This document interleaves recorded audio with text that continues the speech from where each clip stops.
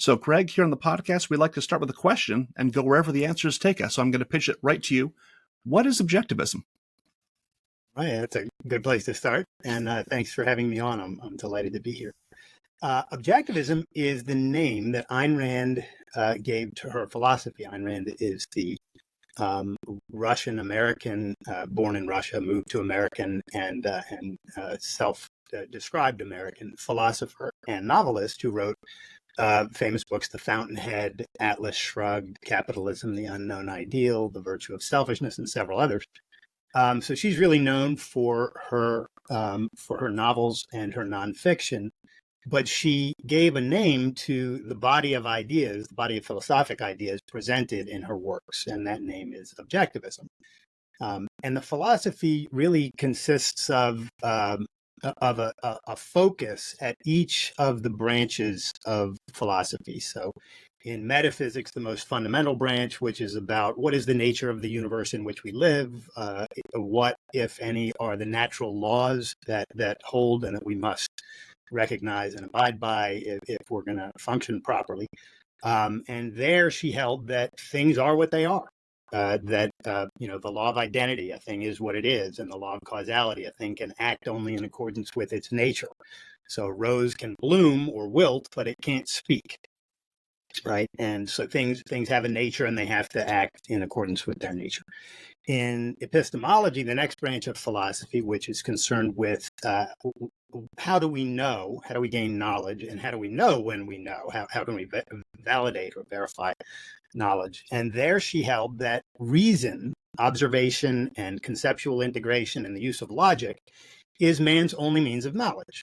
If we want to know what's true, we have to look out at reality, we have to use our five senses and integrate what we observe into concepts that remain anchored in reality, and then use those concepts to come up with, theories and principles and whatnot. And that's how we build knowledge off of the base of sensory perception. And this is very Aristotelian, and John Locke agreed primarily with this idea too. So it's not completely out of the blue, but she held to these ideas really, really strictly. So she denied, for instance, that faith is a means of knowledge. And she recognized that that is a real problem if you claim that faith is a means of knowledge, or any kind of mysticism. So she was pro-reason and anti-mysticism in epistemology. In ethics, which is perhaps her most controversial area, she held that all forms of human sacrifice, whether self-sacrifice or sacrifice of others, is wrong. It's just wrong because it's contrary to the requirements of human life. As human beings, we don't need to give up our values. We don't need to say, oh, here's something that's really important to me, so I'm going to give it away or throw it away or not take it seriously. She said exactly the opposite is true. As human beings, we need to identify the values on which our life and happiness depend, pursue and uphold those values, and respect the rights of others to do the same. And so in ethics, although her ideas are controversial, it really comes down to the most beautiful thing I can think of, which is that, hey, let's all pursue our values, not give up greater values for the sake of lesser values, not commit sacrifices. You produce what you want to produce. I'll produce what I want to produce.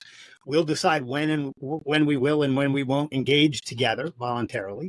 And then we can all thrive in harmony together, right? So as controversial as her ethics is, because it's counter to the Judeo-Christian sort of idea that, altruism or giving up your values for others, sacrificing for others is good. She denies that. But if you really pay attention to what she's saying and take it seriously, what she's talking about is a way for all of us to live beautiful lives in harmony. So although her ethics is controversial, I think it's really important that people take some time with it and understand what she's saying.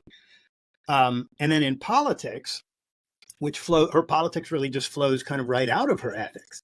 If it's true that all of us should pursue our own values and respect each other's rights to do that so that we can live in harmony and trade when we want and not when we don't, then we need a political system that protects that ability, that protects our right to act on our judgment and choose our goals. So she upheld laissez-faire capitalism, pure, unregulated, unadulterated capitalism, whereby there is a government. This is not anarchism. There's a government, but the government does one thing and only one thing, and it does it really well.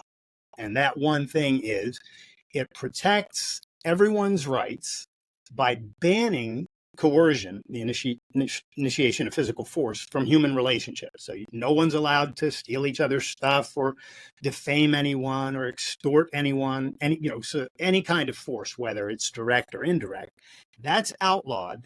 And the government does one thing, and that is it outlaws that and protects our rights by using force only in retaliation and only against those who initiate its use.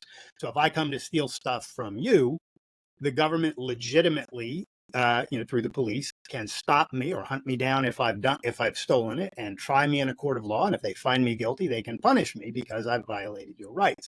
But aside from that kind of thing, the government just keeps its hands off. That's what laissez-faire means, hands off. And this enables everyone to live his or her life the way that he or she wants to live her life, and not be told, well, you have to do this or you can't do that. The only thing you can't do is use force against people, which is contrary to life. So that's her metaphysics, her epistemology, her ethics, and her politics. And of course, because she herself was an artist, a novelist, she's got a whole theory of aesthetics as well, which is fascinating. But given that our primary focus here is on the relationship of her ideas to classical liberalism, I won't get into all of that. But her book, The Romantic Manifesto, sort of outlines her thoughts on aesthetics, and it's a fascinating journey.